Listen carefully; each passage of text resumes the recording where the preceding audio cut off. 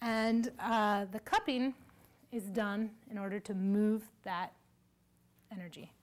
So what kind of energy is going to get stagnant?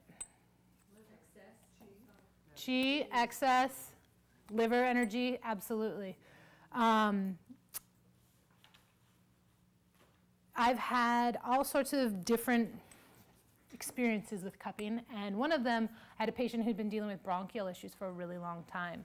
And so he couldn't stop talking about how tight his back was. So, okay, let's cup your back. I cupped the back, and literally bubbles came up inside of the cups. They didn't break. They were water blisters, but it was because he had so much fluid in his lungs that was literally pulling that out of his system. Some people say, so what we're doing is we're creating suction. This is the newfangled, way. This is what I use in my clinic because you have the opportunity to use a little or a lot of suction. Each pump creates suction, and I will do this on a volunteer in a little bit. But in the olden days, they used cups made out of bamboo or glass, and the disadvantage to using these is that you only have one strength of suction. It's however much oxygen gets burnt out of here. But I'll show you how to do that in a minute. So some people say, well, if you put cups all over my back, I'm just going to get bruises because you're bruising me. That's not necessarily true. The only place that markings show up is where there is stagnation.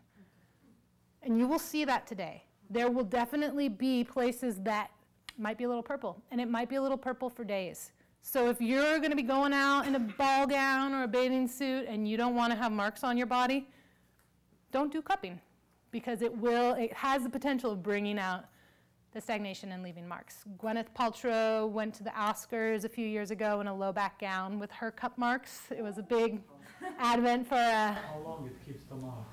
It depends on how much stagnation there is, how tight the cups are, and how long they were on. So I'd recommend not having your cups on longer than 10 or 15 minutes, just because this is a class to explore. You don't need to overdo anything. How long have you seen that the markings have lasted the longest? I mean, were they a couple of weeks? Or? No, never a couple of weeks. I've definitely seen a patient and a week later there's still been a very faint mark. And the kind of rule of thumb is don't cup again until the markings are gone. So, another question. Yeah. We have a chance to see it and be it, so, because I want to feel it, but I also want to watch it being done. Yeah, I'm going to do it for everybody. And then after I go through all these modalities, we're going to break up, and you can experience every single one of them, ideally working in pairs or groups of 3, and you can go back and forth and experience different things, and being careful with different people at different conditions. You get to learn about all the contraindications. What's the first people who did this? Like which country? Well, there's definitely a Chinese history of it. I'm not sure the first country. I think it's Lebanon. Really? Everything started in Lebanon. It started there. Yeah, My so mom used to do it though. My dad, actually, I remember. really? Yeah.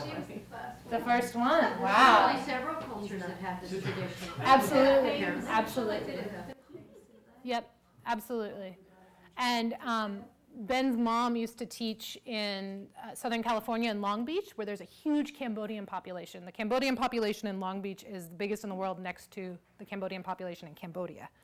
And so there are a lot of refugees there, and she actually didn't know and called Child Protective Services because some kids were coming in covered with these intense marks, and it was coming from a type of scraping.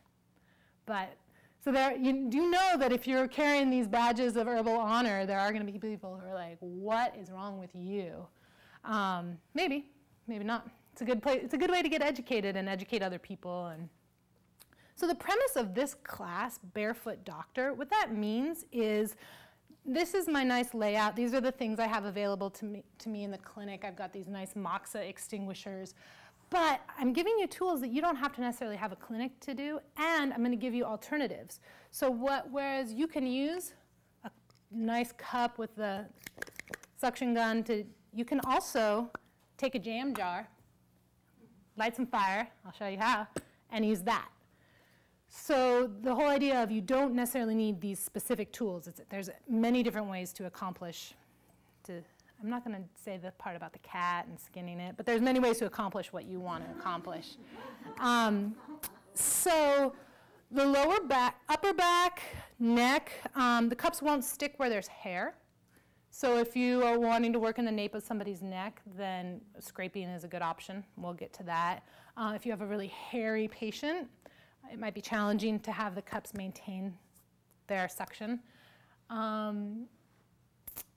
Never cup over an open sore or wound.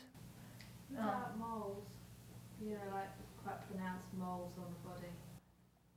In Chinese medicine, moles are an indication of blood stagnation. So as long as the mole isn't sensitive, I would go for it. But it's always going in with that educated caution and making sure you're communicating with your patient.